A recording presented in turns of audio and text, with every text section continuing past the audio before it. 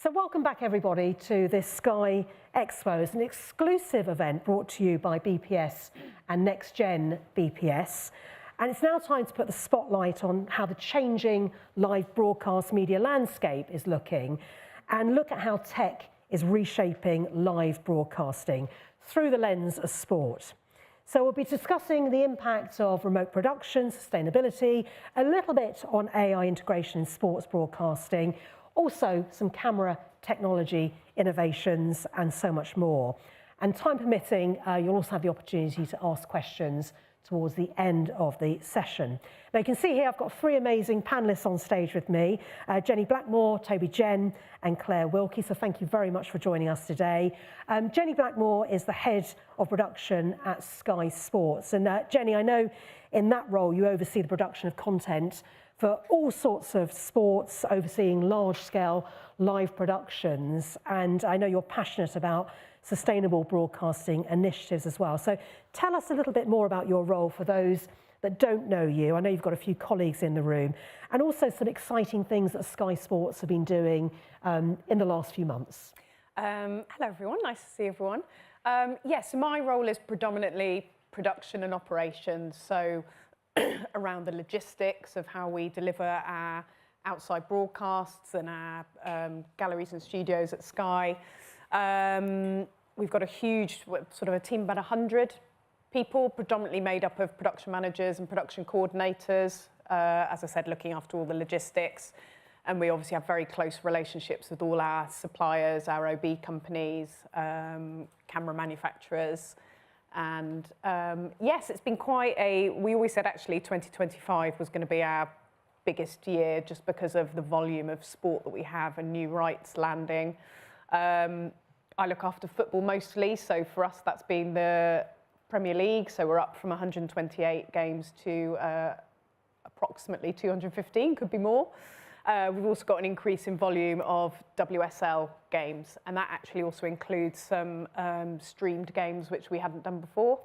So that's been mainly what's been going on in your my world. Yes, I know. I can imagine probably 18 months or 2 years of heavy planning just to make those plans come to fruition. And it's interesting that increase in Sky Sports and that 215 figure. The reason why it can't be exact is because of that European football and those extra games on the Sunday, the 2 p.m. slot, which my son being an Everton fan is, I think, delighted that he'll be able to see Everton on Sunday. So thank you personally from our family members. There are other football teams available, by the way. And Toby, lovely to have you here. I met Toby just on the eve of Formula E's London race. I was chairing a panel then, and I thought Toby would be a great addition to this panel. And I know you lead the operational management and service delivery for those broadcast partners who have the rights to Formula E, and got a huge amount of experience, worked on multiple World Cups, delivered add-on services for Premier League productions, worked on Snooker World Championships and a whole host of other broadcast activities as well. But interestingly, Formula E is really the most sustainable sport out there. The clue is in the title. So Toby, just again, bring to life your role. I know you've got a lot of input into say so on cameras and so much more, but just to explain that and what Formula E is doing at the moment, where is it at? Yeah, you touched upon it there, but Formula E is the only sport currently that's regulated as net zero by the British Standards Institute, which we're very proud of.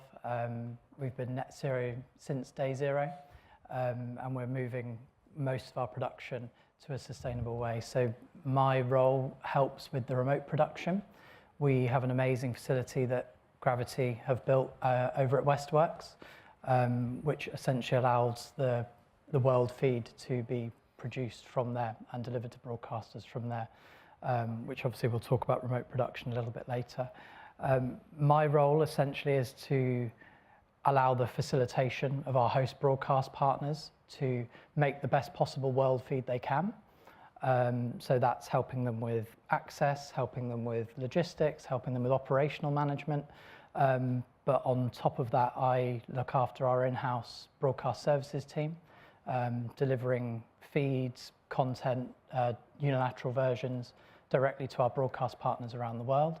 And then also the in-house management of our specialist camera systems as well, through procurement of specialist suppliers, moving away from helicopters to more sustainable specialist camera systems such as drones. Yeah, and we'll pick up on that again later on, actually. But great to have you here. Thank you very much, Toby, for coming along. And Claire Wilkie, who's had a very busy life, I think, with everything that you've been involved in. CEO and founder of Limitless, specialises in advanced remote production for live sport. But interestingly, you began your career with BBC events. But one of the things that you're very well known for is the Women's Premier League when it comes to rugby. And obviously, off the back of an amazing win on Saturday, the eyeballs that you've been part and parcel of, the increase in people watching that sport, it can only go from strength to strength now. Yeah, I mean, come on, Red Roses. That was just fantastic and such a breakthrough for the women's game. And boy, has it been coming, like, it's just fantastic. And we've seen the rise of the women's football with the WSL winning in 2022 and now again in the summer. And then for the Red Roses to also deliver has just been absolutely fantastic. So myself and my team are just really fired up for the next season. Yeah, absolutely. So that's your panel, and thank you very much for all coming along. Let's start by looking at remote production, and we've already teased it out already. And remote production really has become one of the core focuses, hasn't it? That change in the broadcasting landscape, driving sustainability, operational flexibility across live sports broadcasting. And Toby, you've given us a clue already about Westworks, which is where that central remote production is, because Formula E is a global sport, isn't it? It's an international hub. So just bring to life, you know, how remote production works for you. I realised that set me up to go first when I used it at the top.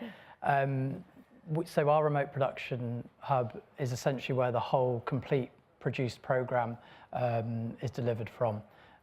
So traditionally you may have had a large production gallery on site, and then all of the associated unilateral versions for localizations, whether that's English language, Portuguese language, and so on and so forth. Essentially what we do now is we cut anything that happens on track in a small production gallery there, which has the traditional vision mixing desk, the director, executive producer, etc., etc. So they'll cut anything that happens on track there as part of the racing action. And then every feed is sent back to Westworks.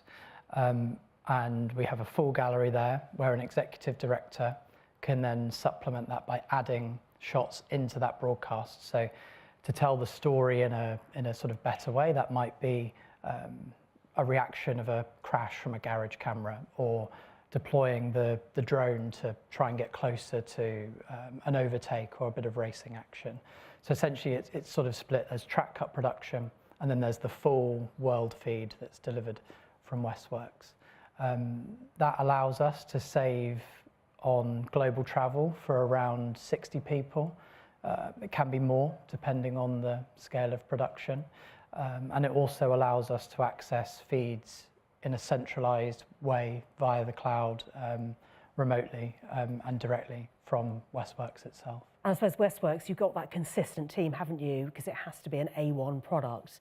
So that's quite interesting as well. Of course, you've got people on the ground around the world as well, but having that core team that know the sport week in, week out, excels and makes it for a better audience viewing experience, doesn't it? And you mentioned about earlier on about helicopters are now being pushed aside for drones.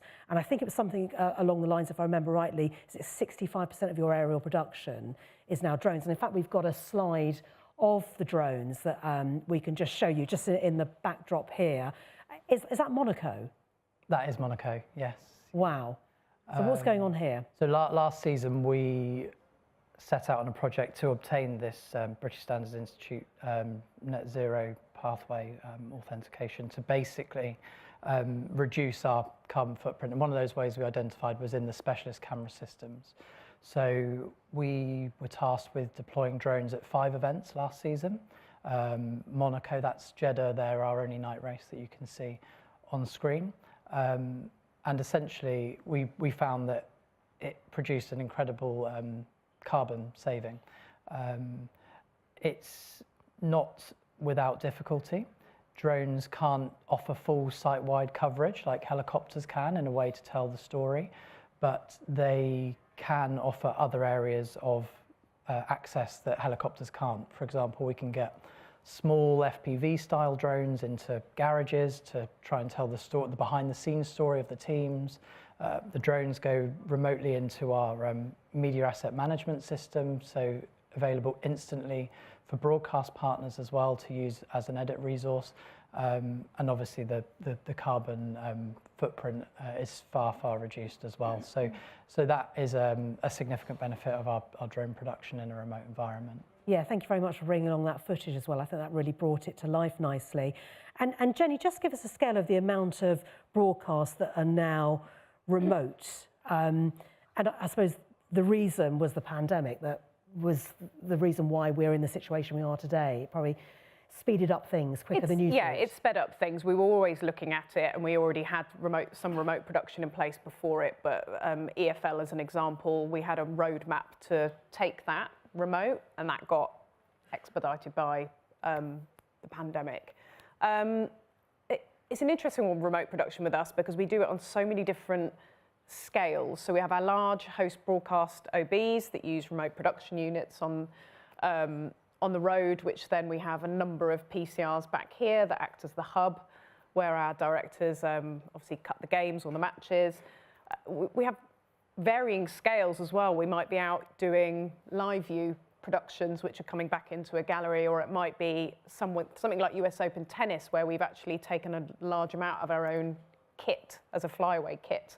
So it's quite, I was trying to look at the figures over the weekend. I think if we do 1,000 live TX days this year across all our sports, then nearly 50% of those are remote in different ways.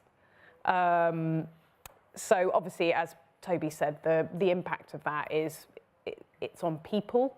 It's on people's welfare as well, not travelling. So there's obviously the carbon emissions to consider of travelling people around the world and around the country, but it's also, for us as well, slightly a welfare piece of them not being away from home so much. So travel is obviously, from welfare and emissions point of view, a huge factor in that. And I'd imagine those 215 plus games, remote production is going to factor heavily in that in order to deliver that increase in scale. Am I right in that assessment? Yes, yeah. So we had, from going up from 128 to 215, the majority of those will be remote. We've had quite a number of workflows over the summer here, which a lot of my lovely colleagues are in the audience who are involved in those workflows.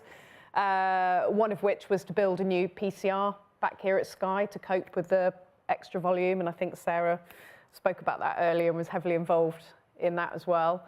So yeah, a lot of workflows have gone into this increased volume. Part of that as well being our OB suppliers. We now have a split across the Premier League between NEP, who've been our long-term incumbent, and we now have Cloud-Based on board as well, who we've worked with on various other sports, including boxing and SPFL, but this is the first time we've worked with them on Premier League. And from that, they've built, both of them have built new sets of remote production trucks for us. And that procurement process as well was heavily focused on sustainability in building those remote production units. And also Wilmslow as well, as you've got Yes. that facility as well. What does that add to your sort of portfolio? Yeah, so we've increased the facility up at Wilmslow, which is our remote replay hub. That obviously doesn't just work on football, works on rugby league as well. And obviously with that being, we have remote replay rooms here, but with having it up in Manchester as well, helps to sort of service the freelance market up north as well. We're very conscious of the fact that we've got incredibly talented freelancers all over the country, and expecting them to come to Osterley every weekend isn't sustainable. So to help with the sort of continuing growing the market up north for EVS operators, we obviously have Wilmslow, which helps with that. So remote production, Claire, if I mention those two words to you, how has that impacted Limitless? I'd imagine remote production is at the core of everything you do.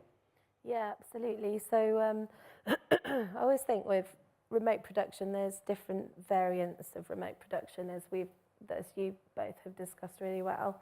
And I think I should probably just bring it back to kind of our origin as a company. So we were approached with the question, how do you live stream for a full day off the top of a mountain in Italy?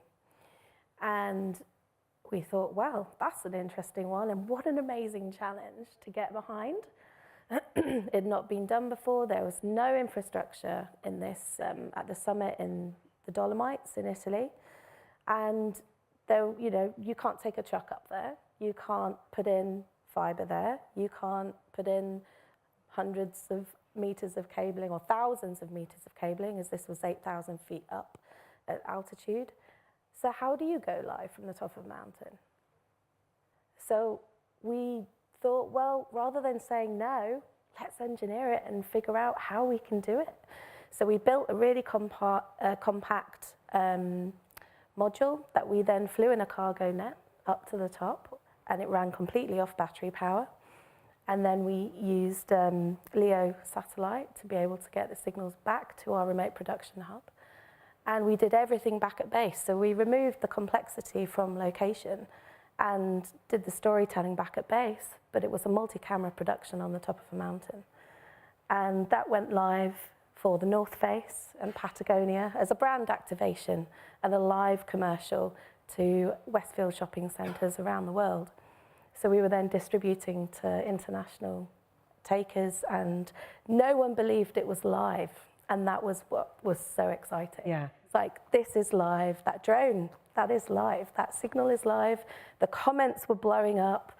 And so that's our origin story. And we built everything we do is around that, with that resilience, with that vision and imagination, and then that engineering excellence. And that's what we call the Limitless way, which is a way of thinking and our remote production model. And you've expanded your remote production facility in Woking, haven't you? So just briefly tell us about that. Yeah, absolutely. So for live sport that we do day in, day out as our bread and butter, we are going into another 4-season set of the Premiership Women's Rugby, where we will be doing the multilateral world feed and the unilateral domestic feed for TNT Sports and BBC, and then also 50% is on YouTube. So we've now got a 5-gallery remote production hub. We've just built another MCR and also multifunctional rooms, so we can have remote TMO, television match official for any non-rugby fans, and we're bringing everything off-site into our remote production hub. So let's turn our attention to sustainability now. And Jennie, you've already mentioned or alluded to that sustainability is embedded into procurement and production decisions. And it's really about setting the tone as head of production. And it's something we'll come back to in the sustainability panel later on as well. In that role as head of production, it's a very powerful position, is that you set that tone. And that's clearly happening at Sky. So how is that impacting all your decisions now? Yeah, it is. I mean, I think there was a real drive, obviously, as with all companies a few years ago, to have their sustainability plans in place. For us, it's very much BAU now. It is just embedded into our production decisions and our procurement decisions. I have a lovely colleague here from our contracts team who's very au fait with our RFP processes. And actually, all our suppliers come to us now with solutions, because it's not something we put out there and say, you must include this. They know that that's how we work, and they will come to us with innovative power solutions, technical solutions, and it's very much embedded in that process. And I think it's so important that it is, because it's very hard to work backwards on a lot of these initiatives. As we know, OB trucks, big old built units, that to try and work backwards, you can put in batteries and all of those kind of solutions, but actually to work backwards is so much harder. So when, for example, we did the RFP for the Premier League, we wanted those suppliers to come to us with the solutions of building a truck from scratch, and whether that was a battery solution for the power. You may have seen that Cloudbase now have Volvo electric tractor units.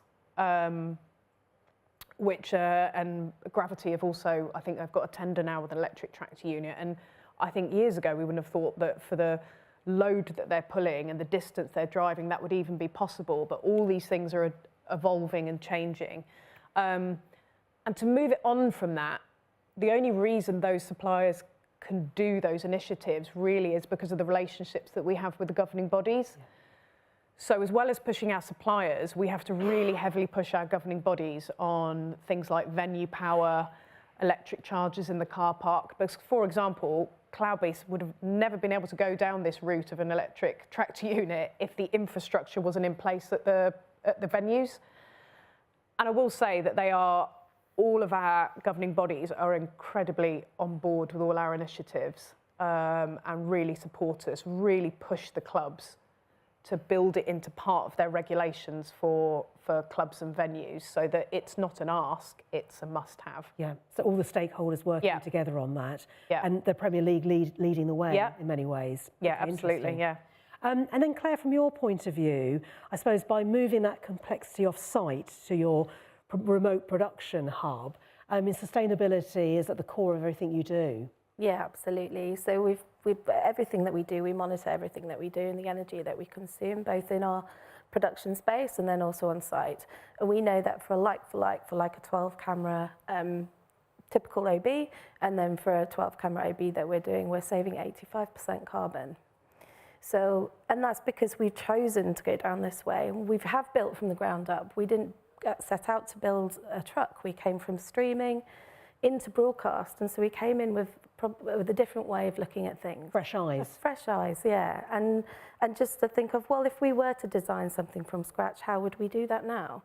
And how can we do that in a way that is future-proof for the next however many years, and also gives most freedom and flexibility? And for us, it was going down this route.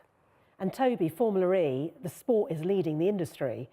Again, it's remarkable the kind of innovations that Formula E is showing to the world and that will filter down to the consumers. So it's quite a different example to many other sporting environments where actually you're leading the industry.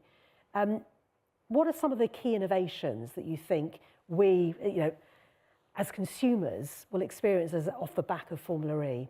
Yeah, there are lots of innovation within the sport, and I think a key example of that is this racetrack to road model that we have. We want whatever happens from a technical innovation on the racetrack in a competitive environment to filter down to the consumer. So there are a couple of examples around that in terms of electric vehicles. I think there are probably two, maybe not blockers, but skeptical perspectives that you might have from adopting an electric vehicle as a consumer at the moment. And one of those is around charging and how quickly your vehicle can recharge. Last season we deployed a system called Pit Boost, which essentially cars had to pull into a pit stop for a mandatory 30 seconds. They plugged in, and during that plug-in, the energy of the car is reboosted by just over 10%, I think. So that's showing that you can charge a battery super quickly, which is a little bit of a blocker at the moment, I think, for some people adopting an electric vehicle. The second one would probably be around battery range and how much mileage you can then get out of that. But in our sport, we have many great teams. Jaguar, Stellantis, Nissan have all reported that their consumer models have then directly felt the benefit of battery range by testing them in this highly technical sporting environment. Nissan, for example, I think for the Leaf model, stated that from when it started to now, the range and capacity of the battery has improved by 181%. And that's not solely attributed to Formula E, but the way that they have to test it and push the boundaries to remain at the apex of the competition, I think has certainly allowed them to do that. Yeah, no, some exciting developments there as well. And, you know, the consumers would like those innovations sooner rather than later. So it's great to hear some of that groundbreaking work that you're doing. Thinking about on-prem versus cloud for live production. And so people think, well, is it one or the other? Well, it can be both, can't it? Jenny's got a wry smile on her face. So yes, where are you at when it comes to on-prem versus cloud? Well, Toby and I were having quite a laugh about this because we are predominantly production operations and we have incredible teams at Sky, most of which are here, including our Director of Studios and Technology, and Richard, who are highly embedded in the decisions for those workflows. And I think from what I gauge from it, it really is a production by production decision. So it has to suit that production, and whether that's scalability or workflows, we really have to be quite practical about it. So obviously we do have galleries here with a huge amount of on-prem technology, and that's the way we've worked for years. And correct me if I'm wrong, Kev, it's not going to be a huge move for us. He's shaking his head. But we do. But I think the basis is, and Rich and I were talking about this earlier, we really do evaluate sport by sport, workflow by workflow on how we use cloud versus on-prem. So how about Sky Sports Plus then, which you launched back in July 2024, and you're streaming a significant amount of live events. So where does that fit into this? Yes, we do use cloud for that to handle the encoding and distribution onto the Sky Sports Plus platform. We launched last year in 2024, so it's been going for just over a year, and we've actually streamed over 5,000 events, which took me a bit by surprise actually, but mostly around football, a lot of tennis, some rugby league. But that really comes into play when we've got the concurrency of events. So, for example, our really big Carabao Cup nights where we might have 30 plus games going on at the same time. Previously, you possibly could have watched those games on a club TV with a one-camera coverage, but actually what we're now able to do with the Sky Sports Plus streaming platform is have greater camera coverage, all available in one place, very easy to switch around between games on the Sky Sports Plus platform. So it's creating, as well as all our linear offering, you're also creating such a range for people to watch. And if your team is a League Two team that you're hugely passionate about and you never would have got to have watched them on your big TV at home, we're now creating that offering for customers, as well as, you know, all our linear offering as well. But I suppose it's about scale, complexity, cost and latency. Those are the decisions that are driving. Exactly. And we remain very practical about that. I was talking to our Sky Sports Plus team, and where are we with latency? And actually, it's a continuing conversation, but actually for us on that Sky Sports Plus platform, it's about reliability of our feeds and streams and quality above everything else. Let's get that right and make sure the quality of those games and the streams are good. And latency is obviously something that we continue to look at and talk about. And Toby, from your perspective, how are you using cloud? What part of the sort of the supply chain? Most of that is within our post-production workflow. We used to have, and it's actually more important now, you have this remote production model where you have centralized assets that are delivered from one space that broadcasters want to collect. That's what we've found anyway. Part of our adoption of cloud in that space was around ownership of content. So we now have a centralized cloud-based media asset management system, which we didn't before. That will allow remote users to collect feeds. It also allows some of our production partners to download content or access content as growing files very, very quickly, which previously wasn't the case. We were recording something on site, it would live on someone's hard drive, you didn't know where that hard drive was or if that person was going to be in. So now it's more for us around quick access of that content and how you can then service the broadcaster with that as well. That's kind of where we've moved in the cloud space. But like Jenny said, I'm not an expert on that subject, I'm afraid. Treading carefully.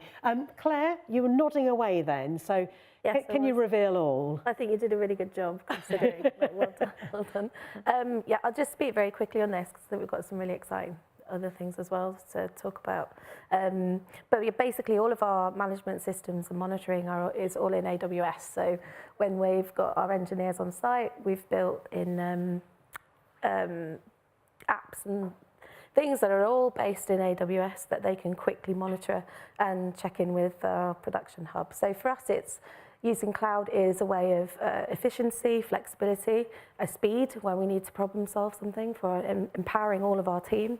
And then also whether we do production in the cloud, it's a scale thing for us, whether we think it's worth doing. Moving on to AI, integration in sports broadcasting, just have a quick look at that. And the sense I'm getting is it's drastically reduced turnaround times for highlights in sports broadcasting, as well as enhancing that audience engagement with personalised content delivery. Sounds good, doesn't it? That's kind of the theory of it. And just Claire, just something I read about was your generative AI slow motion tech that got me all excited. So yes. Yeah, can you share your experience of that, please? Yeah, absolutely. So who's heard of EVS Extra Motion in the room? There's a few, there's about four or five. A couple of people.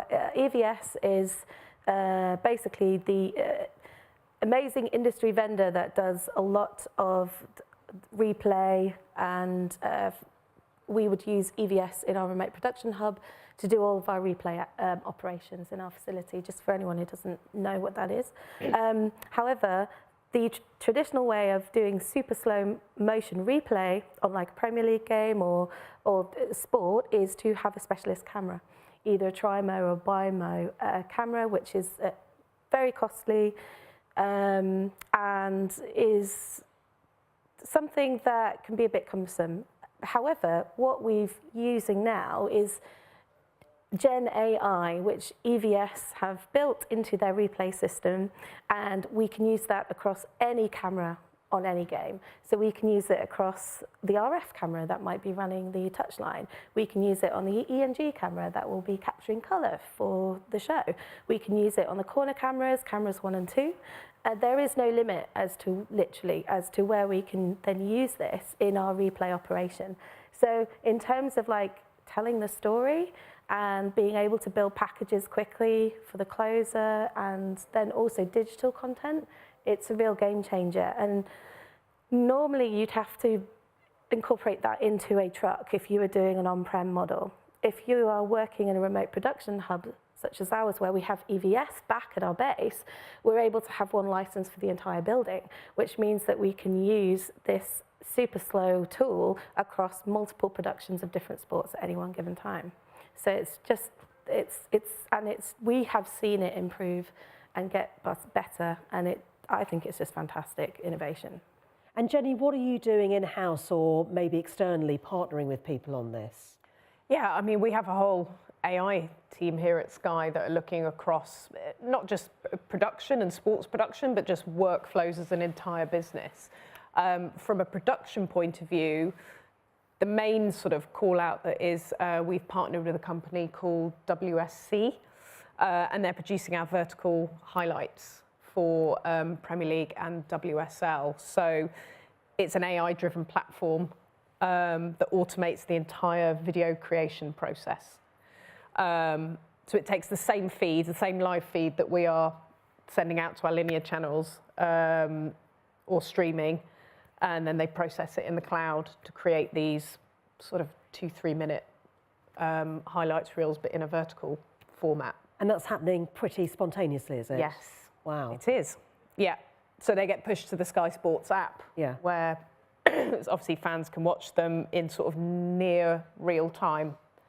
And then hot off the press, because I did ask our IA about this, the next iteration of that is they're looking to sort of integration of stories and reels functionality within it, which should be coming towards the end of this year, which is a more personalised experience. So I believe, and obviously I don't know too much about it, but that is algorithm driven for obviously looking at what you have been watching and producing sort of reels and stories to sort of send to your personalised app. Wow, watch this space then. So, and Toby, I know AI is not necessarily your remit. It sits under the tech team at Formula E.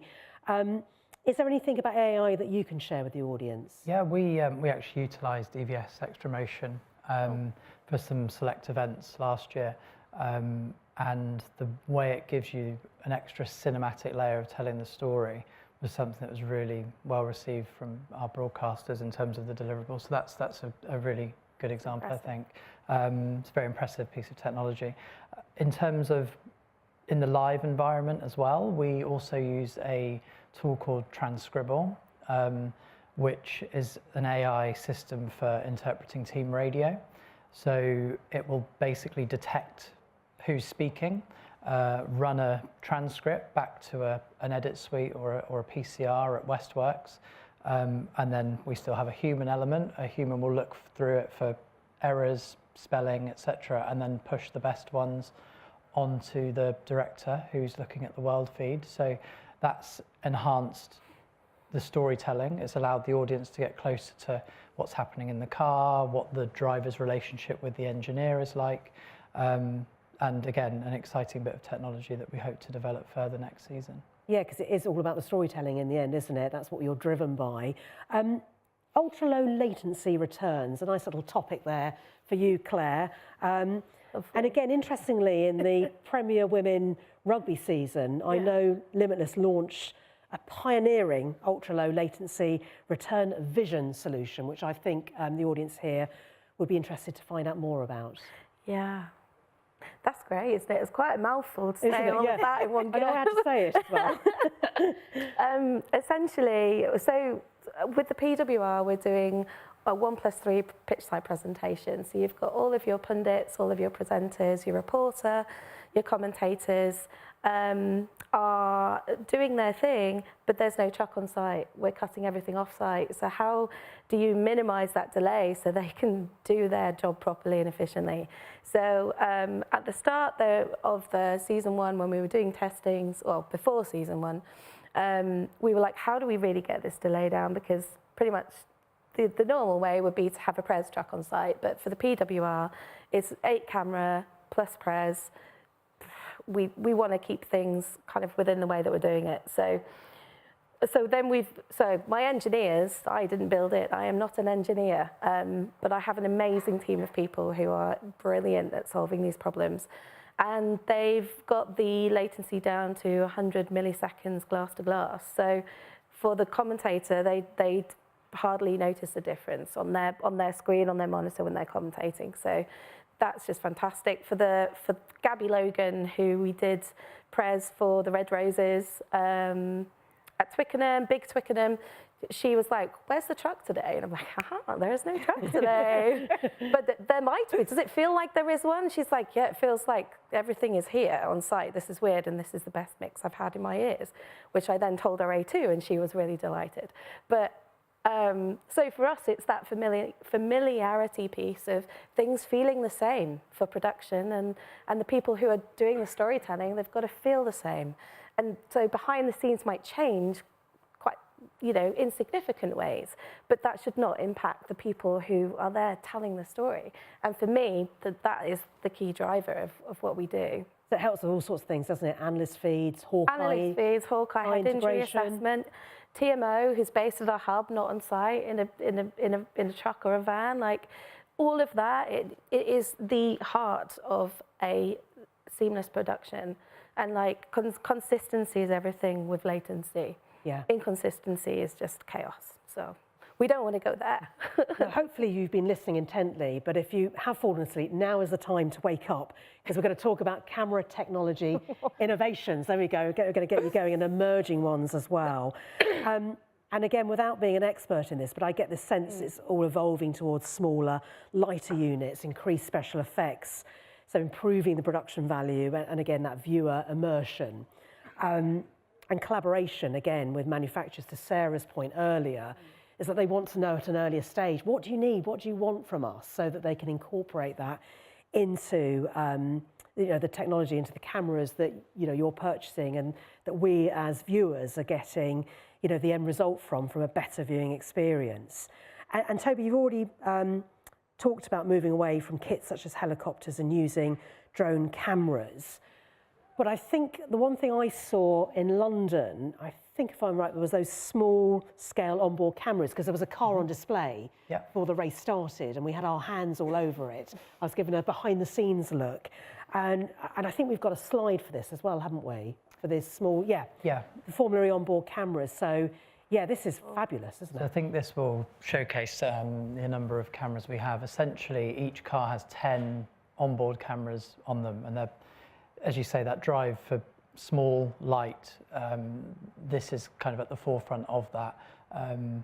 These cameras are all sort of atom-sized. The similarity to sort of almost what you would have on the back of your phone in terms of a sensor and in terms of the size. But we have found that they bring the audience so much closer to it. Formula E's host broadcast coverage is, if you add all of these cameras, the 10 on every car, you're looking at over 200 cameras to cover the race. Wow. So there's 10 on each of these cars, and that's 20 across the grid at the moment. In addition to that, we have 24 host cameras, track cameras, but we race on street circuits predominantly. So to supplement this, sometimes a camera operator can't always get to a position because the track is tight or it's not very safe. So on top of these small cameras, we add some other small cameras called X cameras that are just rigged, locked off, and kept. So there's so many different angles that we can tell the story of the race. You can either take some of these feeds here, you can take the 24 traditional host cameras, or you can look at the 10 locked off X cameras as well. You may be thinking, how on earth does a director cope with all these sources and all these incoming Let me ask that feeds? question. How on earth does a director? Well, funny you should ask that. Basically, the onboard cameras, because there are so many, we have to subcut them. So they're all presented back to Westworks. There'll be our own sort of PCR, which has just onboard cameras. And then a production team there will look at the best ones and send those into the world feed, or offer them to the director into the world feed, which they can use as like part of an EVS replay, or part of the live coverage for the start of the race, for example. Another camera there, which you may see, camera 9, is the driver's eye camera. Where is it on the screen? The middle bottom, the one that you can see the driver's gloves and the steering wheel. If you can, that one there that's just underneath the halo. Yeah. That essentially is a very small camera that's fixed into the driver's helmet. I believe Sky used similar system on F1 actually as well.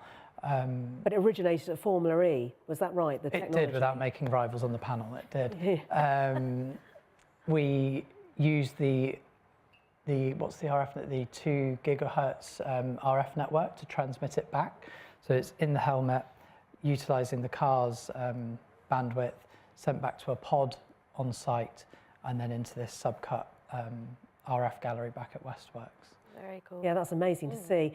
But Spider-Cam, which is, I think, my 2 favourite words, or was it one word, you're using it as well, aren't you, for your Formula E coverage? We have used it historically. We are transitioning to more drones, as I say, but we find that Spider-Cam and cable cams generally offer us such a great cinematic way of telling the story. There are some racetracks that we go to, such as the Forosol in Mexico, where we've had the Spider-Cam, and it offers not only amazing racing action, but because it's so dynamic, it can shift the attention from not only the race, but the amazing fan colour you get as well. So Spider-Cam and other cable cam systems are used as well on Formula E to help tell the story at select events. Yeah, I think Berlin had it as well, didn't it, the Spider-Cam? We had a CamCat system in Berlin. along the main start, and the speed of the CamCat system now is really great for not quite keeping up with how quick these cars are, because they are the fastest accelerating cars in the world, but it does offer you that great shot for things like pit boost or any overtaking on a straight.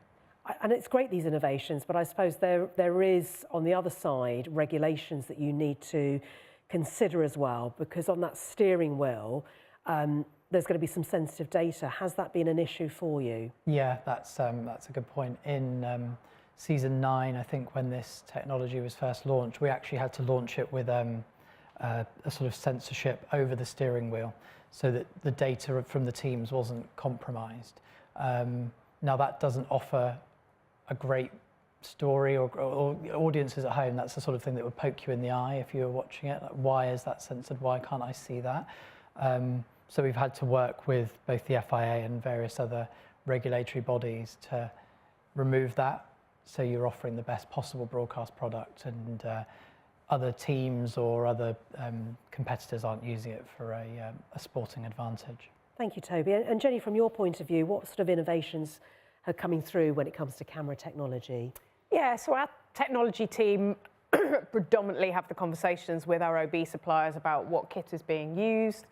I think probably for us at the moment, Cinecams have been a sort of topic of conversation. We are obliged as one of our Premier League packages to supply Cinecams, so finding the right solution for us. We've been sort of back and forth with a few sort of manufacturers, but I think for us, and actually one of our Premier League directors is in the audience here, so you may disagree with me, is a little more around adaptability for it. I think you can get great shots from a static Cinecam of crowd or teams out, but we've been looking more to use it on a steady cam, that you can almost switch between having it as a live coverage camera and then using the depth of field to adapt, and then use it as teams out or goal celebration to have that really nice depth of field. And is the Cine one got a shallower depth of field? Yes, it has indeed. You've probably, I mean, quite a lot of sports are using, you know, shallow depth of field cameras now. You'll see it on quite a few. I think La Liga have used it for quite a while. So we've been looking at that a lot on Premier League, Formula 1 and golf, using FX9s and FX6s on a gimbal as their pres cameras to also give that slightly cinematic presentation feel. But then going back to it, I think SpiderCam is, I know it's not new, but it's absolutely something that we use on quite a lot of our sports, Premier League, Test match cricket. They use it at the Open Golf. I think, again, I'm speaking for directors here, but I think it's one of their sort of favourite cameras to use. So that's, and then obviously actually I was looking at the some of the PTZ cameras earlier, because we are, well actually the leagues are as well using them quite a lot more. The Premier League have now installed PTZ cameras in areas like tunnels and sort of less prominent areas like tunnels and press areas this season. And I think that is reflecting a bit of a trend towards sort of more automated camera usage. I don't think automated cameras, we have a lot of conversations about camera automation. I personally don't see it replacing people to cover a match or a game. I think you still need that skill, you still need that understanding of the game. But I think there's definitely, as supplementary cameras, absolutely on all of our sports, they can be used as supplementary cameras, sort of, you know, those sort of remote heads. But I personally, from the examples I've seen have been showcased to us, I don't think we will end up covering a Premier League football match with 27 automated cameras. Yeah, you might be able to do it in a news studio, but it's a different environment. Yeah, live sport still requires the skill of the operator themselves. Got it. And the other thing, which I haven't had a chance to explore myself, even though I do have Sky Sports, is the ref cam. Yes. So this is new, isn't it? Well, that's actually, again, that is actually a Premier League implemented camera. It's very interesting because there's a lot of restrictions around it at the moment. I think it's taken quite a lot for them to get it over the line. to have this. So, and again, Sam may be able to speak a little bit more. I think it's a great camera. It's just we have to tread a bit slowly with it. Yeah. Get the referees used to it, get the league used to it, and so that hopefully we can start to use it a little bit more just for that. But you just have to be very careful about capturing conversations, capturing anything that, you know, might be seen to be bringing the game into disrepute, that kind of thing. But it's a very exciting for them to actually get that on board on Premier League. Yeah, on-field communications, because we're used to it, I suppose, with rugby, aren't we? The TMOs and stuff like that. But actually, there's been that hesitancy, hasn't there? So I can see that. But I'm definitely going to check that out. But yeah, I suppose you've got to be, just shows you, doesn't it, sometimes the technical and legal challenges of new innovations. Yeah. Just conscious of time and everything. So let's spend the last part just thinking about, you know, streaming, internet-based delivery, and, you know, the way the world is going, that immersive, interactive nature of what the audience really wants. And the reason why I bring it up is that the trend towards internet-based television, there's predictions that by 2040, 95% of UK households will be able to watch television over the internet. So Jennie, what to you are the benefits of streaming? What do they really provide you when you move away from that linear-based style of broadcasting? Well, I think it is definitely more flexible content delivery and also cost-effective coverage of events, as well as going back to that concurrency events, which wouldn't have normally been available. You know, we've only got a set amount of linear platforms, so even if we have the rights and have all these feeds coming in of all these games, not having anywhere to put them is obviously a challenge. So hence why, you know, we've been really pleased with the Sky Sports Plus offering. But again, cost-effective production of live sport. So for our WSL, the streamed games we're putting out are 4-camera coverage, which isn't something we would have looked at for our main sort of linear offering. But interestingly, the way that the fixtures are falling, we are ending up a lot of the weekends putting that 4-camera coverage on our linear channels. It wasn't something we planned to do, it's just the way it's worked. Actually, the quality of the feeds we're getting in are absolutely good enough for our live sort of linear channels. So actually it makes us an interesting sort of thought then about what more can you offer with smaller camera coverage on our bigger platforms as well as the streaming. And then another thing I go back to is obviously the concurrency. So the ability to show on one night 30 plus Carabao Cup games, which we just wouldn't have been able to do before across all our linear channels. Yeah. And Toby, from your point of view, how do partnerships play their part in Formula E when it comes to streaming and being able to be a bit more innovative away from, you know, the linear broadcasts? I think there's probably a couple of things. For us, we have linear is very important still. I must say that it's still crucial for reach and getting us to new audiences. But the streaming deals that we have are new and exciting. So we have a deal with Roku in the US to broadcast all of our live races. Having a streaming platform in the US is great for us because it frees us of some scheduling constraints that you might get on some of the other networks. And it allows us to create more bespoke content for that platform. We were the first sport to partner with Roku. So they were very thirsty for content very quickly. And it's allowed us to showcase that sort of storytelling ability to not just create a live product, but supplement it with a magazine show to review the action, deliver highlights in Spanish language for viewers in the US that may require that. So it's broadened that scope, I think. In terms of our digital output, we've seen sort of partnerships cut through what you would maybe associate with traditional old school motorsport partnerships. So for example, last year we hosted an event called Evo Sessions, which was held in Miami. It allowed teams to partner with a celebrity, and then that celebrity would content capture their journey in both training to become a racing driver for this event, and also the event itself. So one of those was the YouTuber who many of you probably would have heard of, called Mr. Beast. He produced lots of very short form content. So instead of our traditional 2.5 hour program for a race, he would produce segments of 20 seconds, 15 seconds, and they cut through to new audiences. I think there's 2 videos on our YouTube channel at the moment which we're in partnership with. One has something like 160 million views, the other has something like 90+ million views. So that sort of exposure is enormous for an upcoming sport like us. So there's the sort of streaming of the live product, and then how we can cut through with other digital partnerships as well, I think.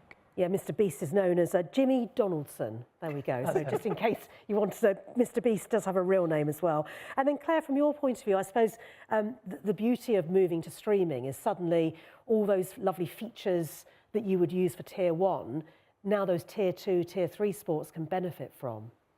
Yeah, absolutely. So I think obviously what we're doing across our clients is being able to bring elements of that Tier 1 storytelling to those governing bodies. So we work with a host of governing bodies in the UK, and PWR is one of those. But we've brought, super slow, AI clipping, just enhancing that storytelling. And for growing sports, digital is everything, because they have to build their fandom to then have a product to be able to sell to broadcast, or vice versa. So that's where, if we think about not just the tech, but the bigger picture of every governing body now needs an audience strategy, because we are in a fragmented media landscape, whether we like it or not. And it's looking at, okay, if we've got linear is the credibility piece and the lifelong fans and a demographic of people who watch the sport day in, day out, but where are the new fans that we can then bring into that linear world, and vice versa. So we need to be going to digital, needs to be complementing linear, and we need to be looking at what's the digital strategy around for that sport as a growing sport. So it's getting more eyeballs on the sport and more fans coming in. And I watch the Open coverage on Sky, and as a result of that, I've booked to go to Birkdale next year. And you're seeing that in rugby, aren't you? I mean, some amazing stats coming out. I mean, was it over 80% increase in broadcast views for PWR? Yeah, TNT Sports, they saw an 86% growth in linear views, which is fantastic. And then on social media, they reached over 120 million, I think, social accounts. So there's a fan base there, people are interested. Now, a view doesn't represent a fan. That's the start of the fan journey, is actually getting in front of them. But it shows that young people in their core demographic, which is 18 to 34, and I'm just outside of that. But I'm part of the people they want to engage. So speak to me on my platforms. Speak to the young people where they are consuming their content, and then you start that fan journey. They fall in love with the sport, and then they watch it, and then they get down to match day, which is what it's all about. And you must have examples of a sport which has got higher engagement on social media platforms that you wouldn't necessarily get through traditional broadcasting. We certainly do, actually. A number of the audience here may be involved in Baller League. Very interesting concept of six-a-side football, indoor football, but all the team managers were celebrities. So whether they were ex-footballers like Alan Shearer or people like that, or whether they were actually big YouTubers who, and I'd love to remember some of the names of some of the YouTubers who had teams. Angry Ginge, that was one. Not something that, when we got this project, I think a few of us were a little bit like, oh, wow, okay, not quite sure how to work with this. But what we found was the linear views weren't great. The social and digital views were enormous. I think they had 220 million views of Baller League across the sort of 10 weeks.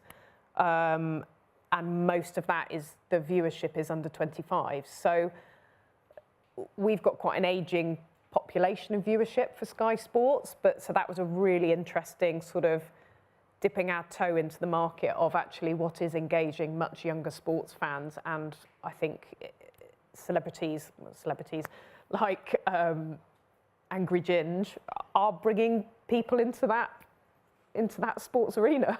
And that's across all the platforms. Yeah. You know, the likes of Insta, TikTok, are they? Yeah, I did get off our social team that it was 120 million on Instagram, 35 million on TikTok, 2.7 million on YouTube. So it was across various platforms. But yeah, like incredible viewing figures that we just wouldn't see on linear. And as we start to bring this to a close, just a very quick piece on interactive and immersing viewing experiences, which we sort of touched on already. I get the sense that full personalisation isn't ready yet, so you can't select your camera angles, can you, at the moment? Not at the moment. It's something that there's a lot of people talking about it, but yes, currently. Okay, so not widespread, can't do it at the moment. But those interactive components, they do signal that trend, don't they, towards where possibly we're heading, that more tailored and immersive sports experience. And Jenny, from your point of view, I did see a slide sent in on multi-view. Yes. So that might be an opportunity, James, if you could show the multi-view slide here. So is this pointing in this direction then, of more immersive viewing? Yeah, sorry, that's not very good quality, is it, that slide I've got up there? We'll let you off. Apologies for that. It doesn't look so good on the big screen. No, I think this is incredibly exciting. We've done 2 weekends of it on WSL, and we will be doing it this Sunday on Premier League, so basically where we do have the concurrent games. We toyed about with a few formats for this, whether it would be that what we have here, which we settled on, which was the one main match with 3 down the side. And effectively, you can see in the left-hand side there, the director there is using GVAMP with a ROS dashboard to select the games. There's one set of commentators, so the one set of commentators will then obviously take direction from the director to say, oh, you know, there's been a goal at Leicester, we're going to switch to that. And you can effectively switch those 3 boxes into the main box, depending what's going on in the other games. So it's actually had a lot of really sort of positive reaction to it. And again, just another example of what can you do with all these concurrent kickoffs that we have? So whether that is on Sky Sports Plus, or whether actually this is on an offering on a main channel for a fan who perhaps, you can also equally watch these games on a linear channel if you think, I just want to watch Everton. But actually, for an offering for either a more casual fan or someone who's got a little bit of investment in each game, it's a really sort of exciting offering to be able to keep across lots of games at the same time. I can imagine last day of the season, that's when you'll see numbers spiking using that, absolutely. And then, Toby, from your point of view, both traditional and digital methods, but where are you seeing a more immersive viewing experience for Formula E? I think in our world feed, there are some elements where we're trying to bring the audience in to the story. One of those would be during the predictor for our qualifying. So the qualifying format in Formula E is slightly different to other motorsports.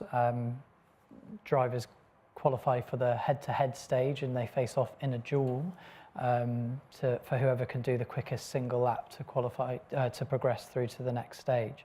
And what we do for that, I don't have an example of it, but there's a head-to-head graphic. And audiences will have the opportunity to scan a QR code and predict who they think will win the head-to-head. That will then feed in some data to that graphic. So say 60% think that Jake Dennis might win the head-to-head versus 40% of fans who think Nick de Vries might win the head-to-head. So that allows us to tell the story of heroes, villains, underdogs, favourites. It gives the commentators some more data to feed off in terms of what the fans are experiencing or feeling at home. So that's a really interesting way, I think, in terms of the live environment. In a presentation environment and a non-live environment, what we also have is a fixed multilateral camera at select venues, which goes back to your point around tailoring the production or making more localized content for broadcast partners.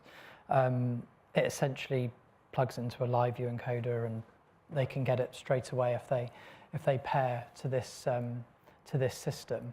And it means they don't have to send huge production crews to localize. They can send one reporter, use this camera, inject it over the top of the world feed as they see fit, and they've got their own tailor-made, language-specific presentation as well. So there's probably 2 examples from my side. Yeah, some great examples there. And Claire, from the Limitless way, I mean, I know you were busy yesterday, was it, after the Rugby World Cup, filming the parade and everything else. Did we see any of this technology in action then? No. Oh, okay. We won't end on that note then. I think it was Gravity were doing the world feed, and we were taking it for digital partners for the RFU and England Rugby. So no, not on that one. But what we have coming up is, especially in the YouTube games that we've got coming up, which is 50% of the PWR, that's the growth and play space. So we are focusing on building fandom there and focusing on speaking to these fans as how they engage content in that space. So there will be polls, it will be interactive match coverage, and it's gamifying the experience for them. And so we're producing per platform, right? So we're producing differently for TNT, BBC, and then YouTube is completely different. And we're looking at, okay, so how, with the Sidemen being a classic example of that, they didn't start off with a title sequence, they went straight pitch side with an amazing shot that came in over the stadium and right into there were influencers, and I don't actually know their names, I can't remember their names. Because they weren't your normal punditry, right? They weren't your normal presenters. And so they were speaking to the youth, essentially. And it was very informal. It was funny, it was different, but it was a different audience that they were speaking to. And so we're trying to learn and be responsive to those trends that are happening in order to build the sport. Yeah, so watch this space, sounds very exciting. Watch this space. Just conscious of time, but I would like to throw out to the audience if there's any questions you'd like to ask our panel. We've got a couple of roving mics, so who would like to ask a question? I'm sure there's a question there somewhere in the audience. I don't like to rush people just in case someone's got a burning question. So anybody want to know any more? I know we didn't discuss 5G technology, which is billed as a game changer. That's for a whole separate panel discussion in many ways, and until I think 5G is stable across the country, then, but that will make a big difference. I mean, Claire, from your point of view, is that something you're excited about? Yeah, absolutely, yeah. Right answer, that's good. Yeah, massive. It will be a game changer. I just want to double check, any questions for, completely satisfied everybody, obviously, unless I can't see anybody.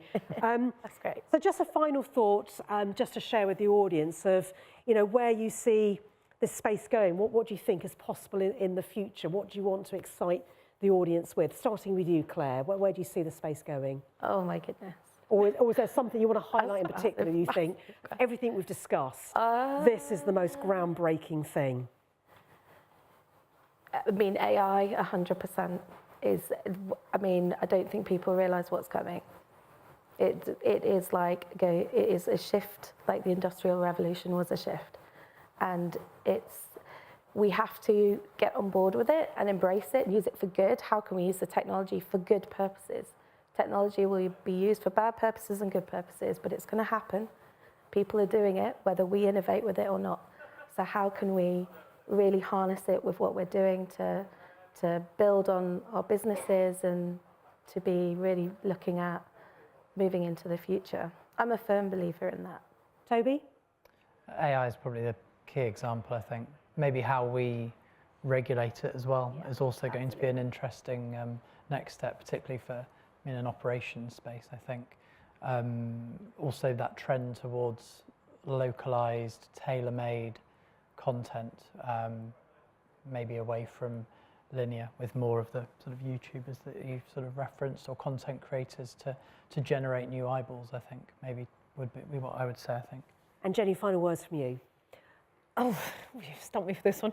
I think probably the volume of sport that we can get out there now, and we always had incredibly high production values and standards, and we still do, but I think there's definitely a space for smaller coverage with less cameras of games that equally is just as good a level to put on stream, to put on, you know, accessible on the Sky Sports app. I think there's so much more we can show now where actually 2 to 4 camera coverage is acceptable, and you're just giving people much more content.